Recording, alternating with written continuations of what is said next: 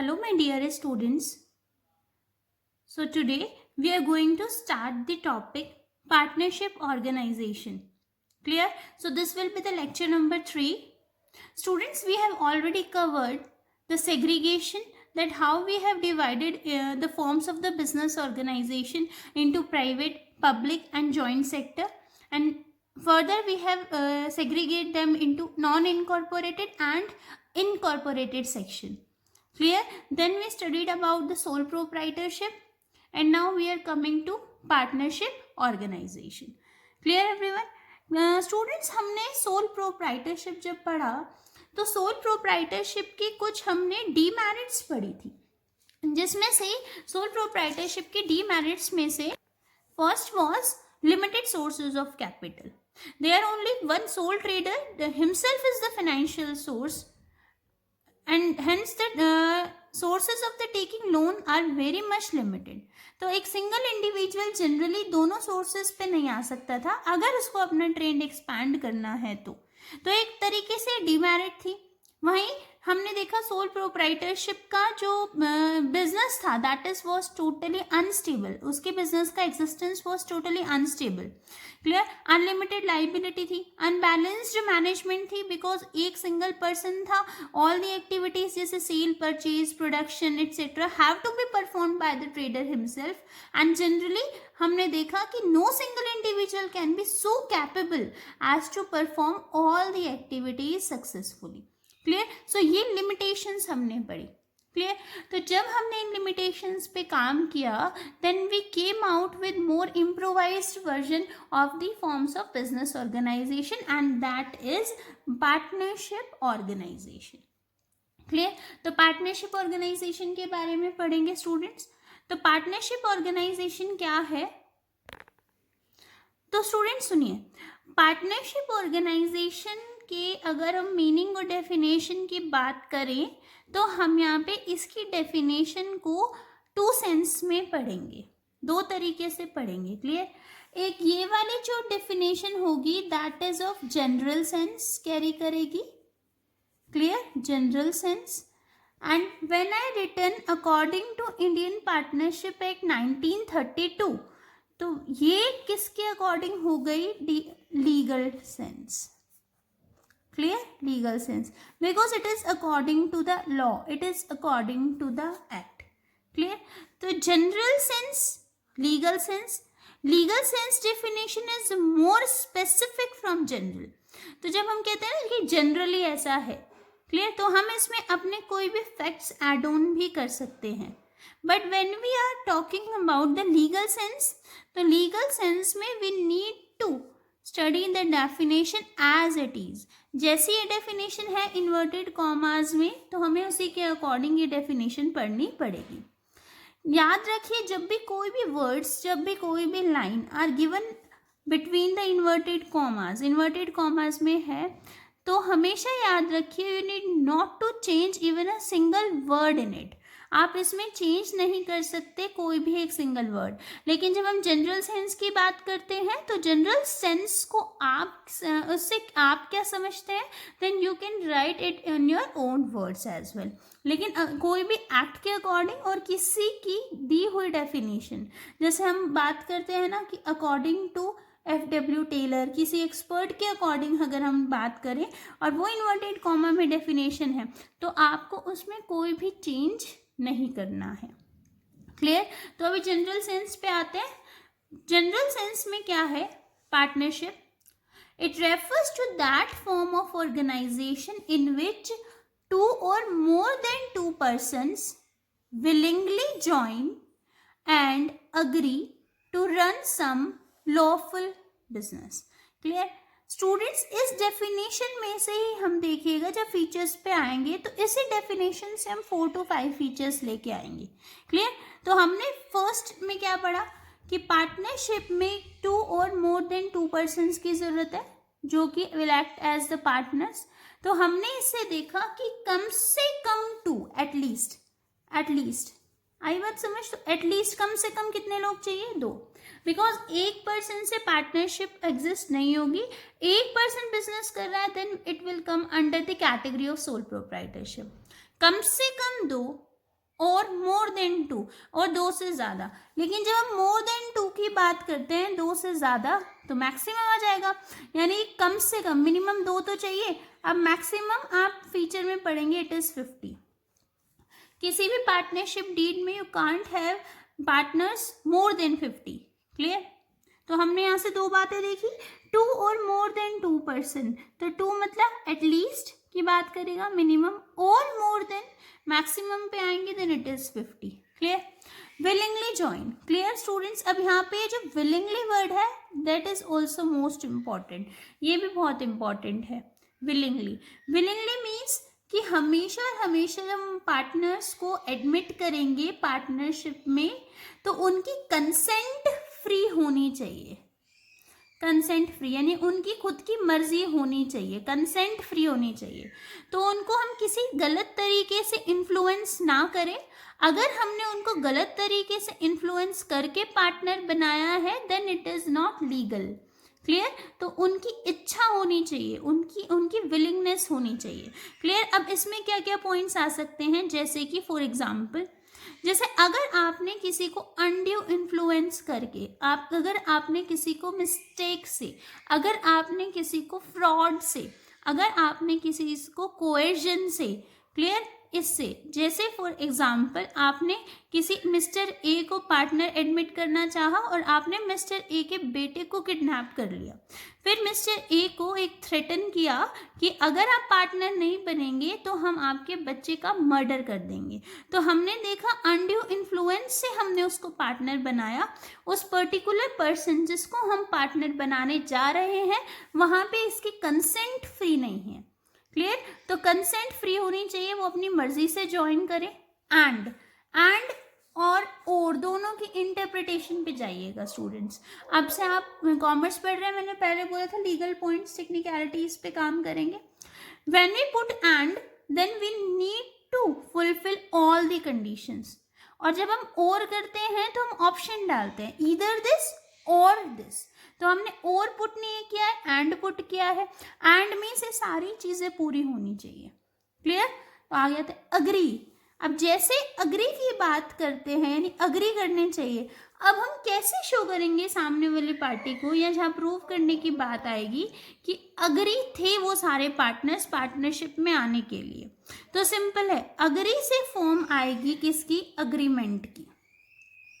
किसकी? अग्रीमेंट की, जिसको हम कॉन्ट्रैक्ट भी बोलेंगे। Although there is a lot of difference between agreement and contract, but at this stage, क्योंकि अभी सिर्फ और सिर्फ आपकी स्टार्टिंग वाली ही स्टेज है, बिल्कुल इनिशियल पॉइंट पे हो तुम लोग, तो अभी अग्रीमेंट और कॉन्ट्रैक्ट को सिमिलर सिनोनिम्स ही ट्रीट करेंगे, but there is a difference, I will tell you later on. Clear? तो अग्री से अग्रीमेंट, तो सारे पार्टनर्स के बीच में क्या होना चाहिए? अग्रीमेंट होना चाहिए। To run some lawful business, आगे देखेंगे, तो बिजनेस भी कैसा होना चाहिए? लॉफुल होना चाहिए, लीगल होना चाहिए। इलीगल बिजनेस को हम कैरी ऑन नहीं करेंगे। अगर हमारा बिजनेस इलीगल है, then it is not a valid partnership. Clear everyone? तो देखिए हमने यहाँ से कितने सारे पॉइंट्स पढ़े। It refers, partnership organisation refers to that form of organisation in which 2 or more than 2 persons willingly join and agree to run some lawful business. Clear everyone? Now come on the legal definition, that is according to the Indian Partnership Act 1932. Students, Indian Partnership Act 1932 की हम बात कर रहे हैं। तो partnership को govern करने के लिए कौन सा law? Indian partnership act 1932, and in that act what has partnership being stated as, so we can read this as follows. Partnership is the relation between persons. See, here we have written persons, not person. So itself it means कि plural होंगे, और plural की बात करें तो same way, minimum 2 and maximum it can be 50. Clear? Who have agreed, agreed से क्या आएगा? Agreement आएगा, जिनकी सहमति है। To share the profit of a business carried on by all or any of them acting for all. तो धीरे धीरे आगे चलते हैं। To share the profits of a business, यहाँ तक पढ़ेंगे अभी।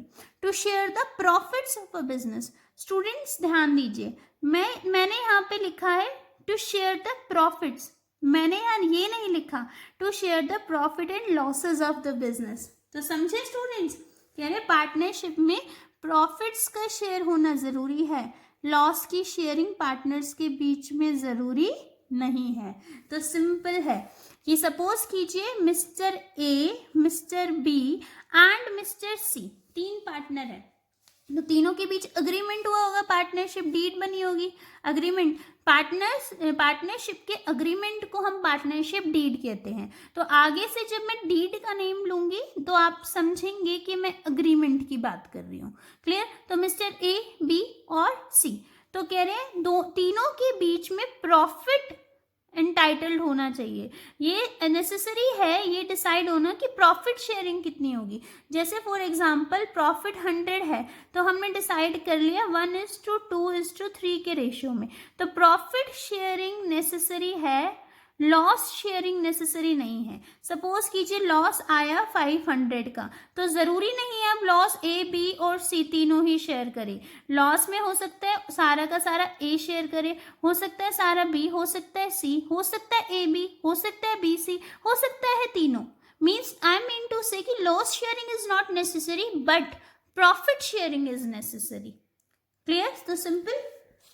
तो आप वर्ड्स पे जाएंगे, लीगल चीजें पढ़ रहे हो आप, to share the profits and losses नहीं पढ़ रहे हैं students, to share the profits of a business. अब देखिए आगे चलेंगे, carried on by all or any of them acting for all.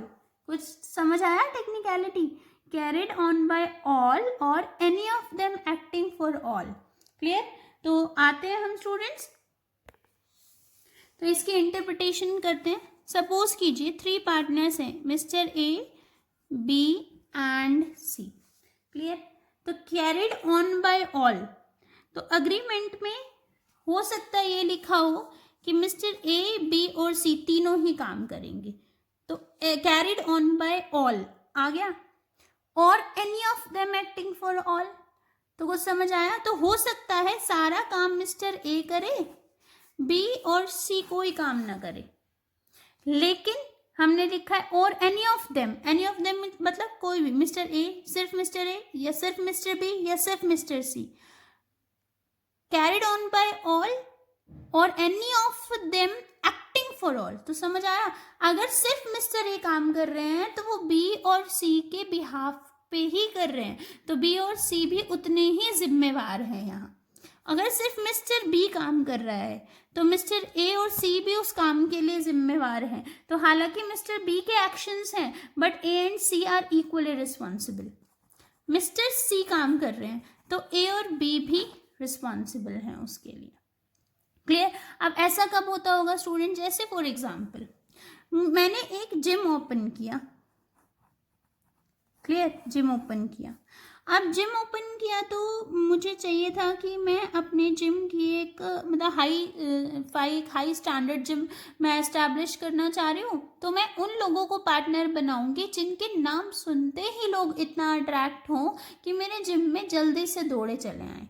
तो अब मिस्टर ए यानी कि मैं चाहती हूँ जॉन अब्राहम मेरे जिम के पार्टनर बने।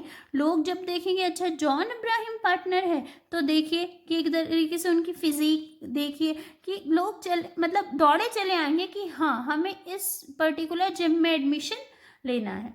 क्लियर? इसी तरीके से फॉर एग्जांपल अगर हम बात करें मिस्टर सी की, तो मिस्टर सी सपोज कीजिए रणबीर कपूर, हमने इसको पार्टनर भी बना लिया।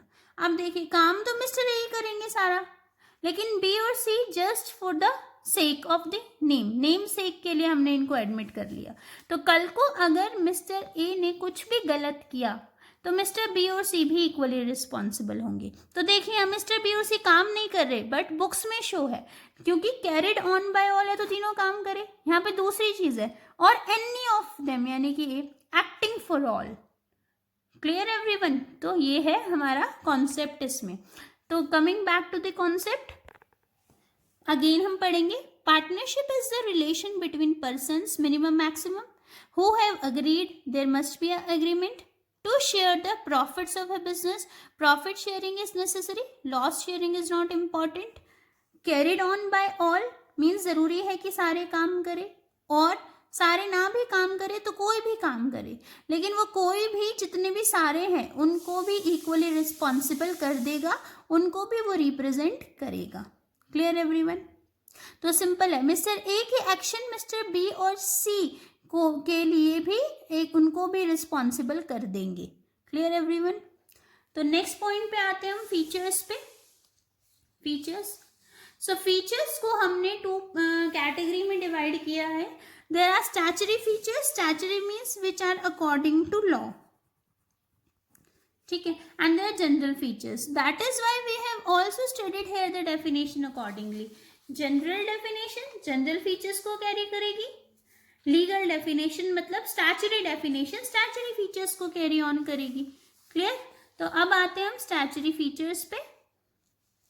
Statutory means which are according to the law, ये लॉ के अकॉर्डिंग होगा। क्लियर?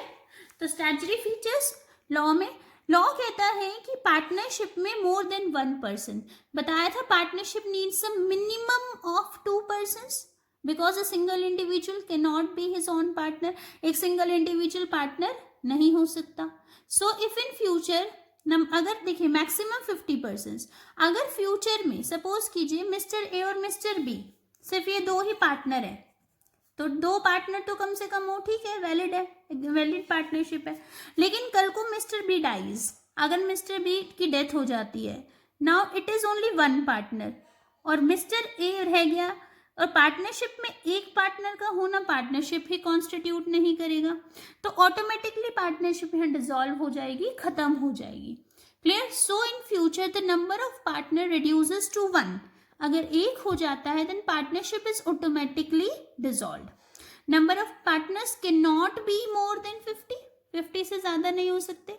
याद रखिए अगर 2 से कम हो जाए, 2 से कम मतलब या तो एक हो जाए या दोनों की डेथ हो जाए, 0 हो जाए, तो पार्टनरशिप इलीगल हो जाती है, तो एक पर्सन की पार्टनरशिप इज इलीगल।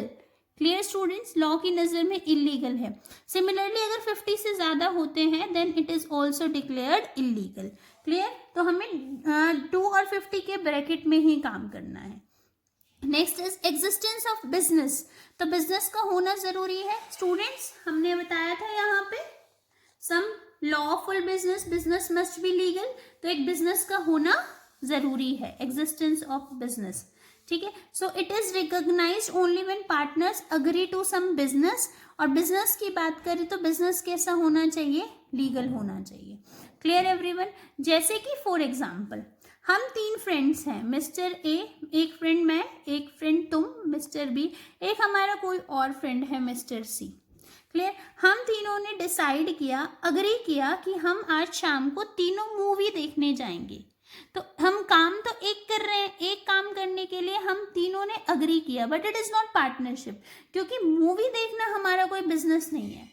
क्लियर? तो जब किसी पर्टिकुलर बिजनेस को कैरी ऑन करने के लिए partners agree to run that, then only partnership comes into existence, and that business must be legal business. तो लीगल बिजनेस होना जरूरी है।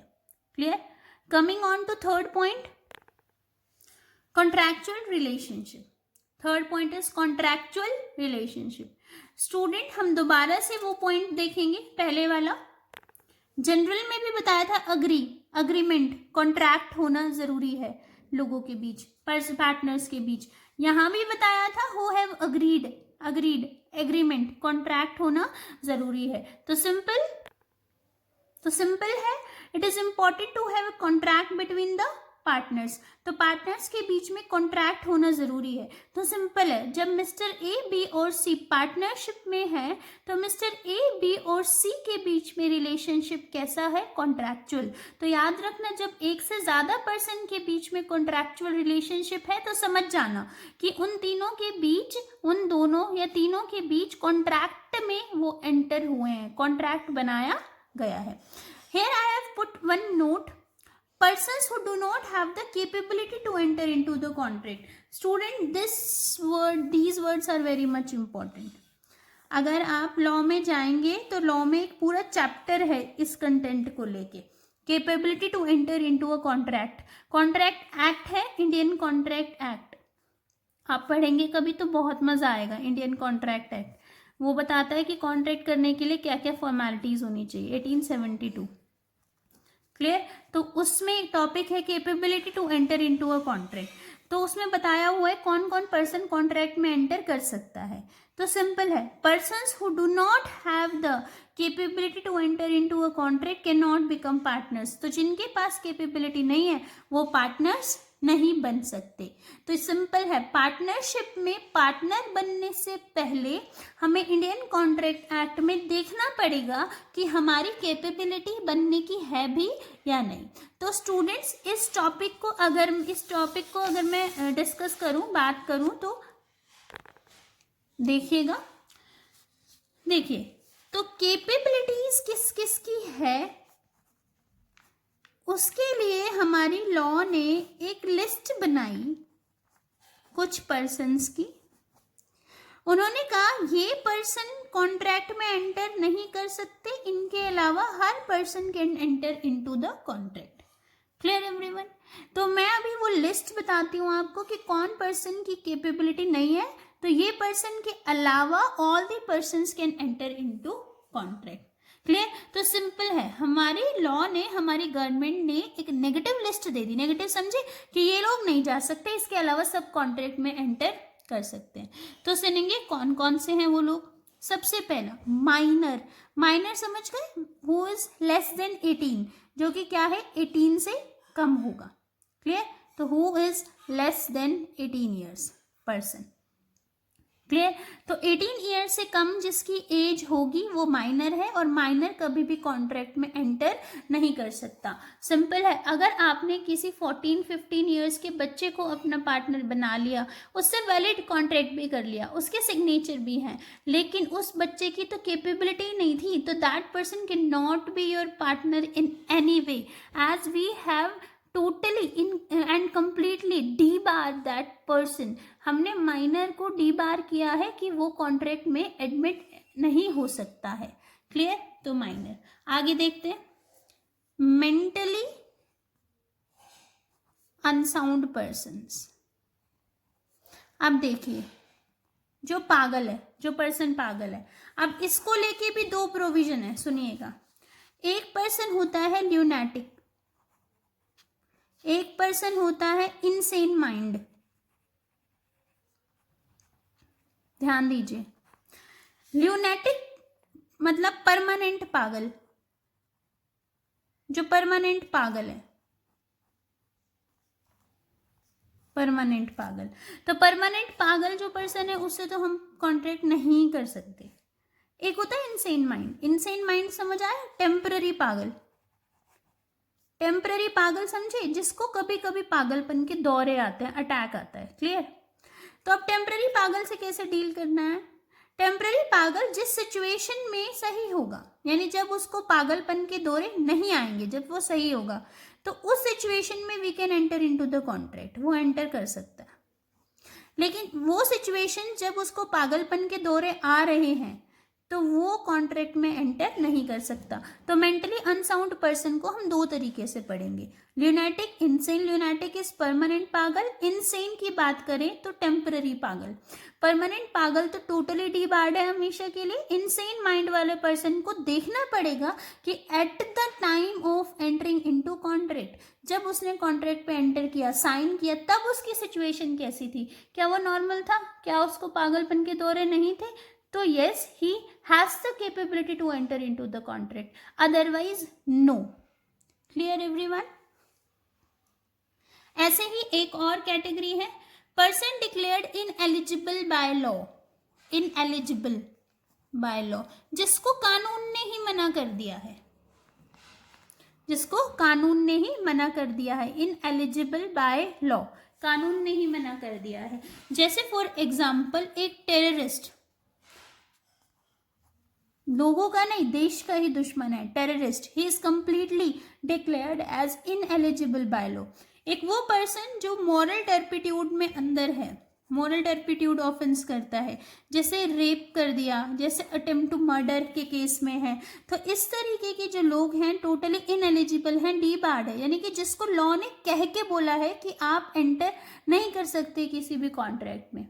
क्लियर? या वो पर्सन जो किसी पब्लिक पॉलिसी के अगेंस्ट काम करता है, ठीक है, जिसको लॉ कह देता है, लिख के बता देता है भाई ये जो हमने जारी की है लिस्ट, इसके साथ कोई भी कॉन्ट्रैक्ट में एंटर नहीं होगा।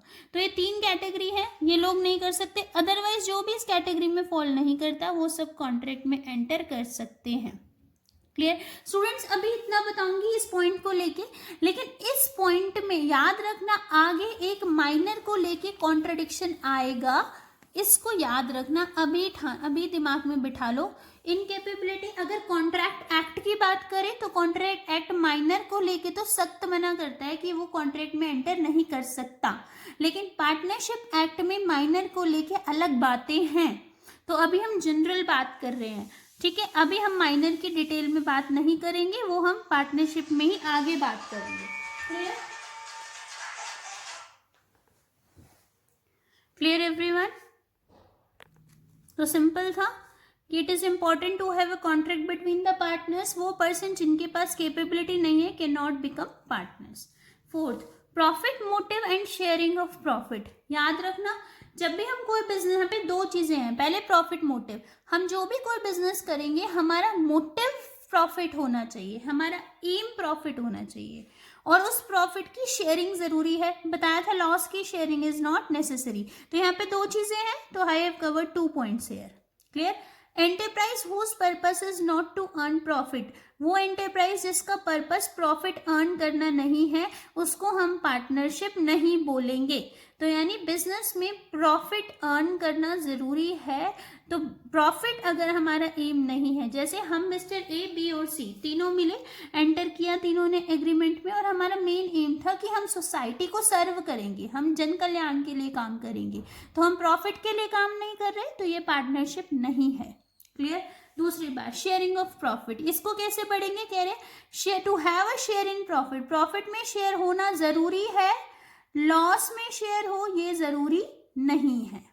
Clear? So to have a share in profit is necessary, but to have a share in loss is not necessary in the partnership.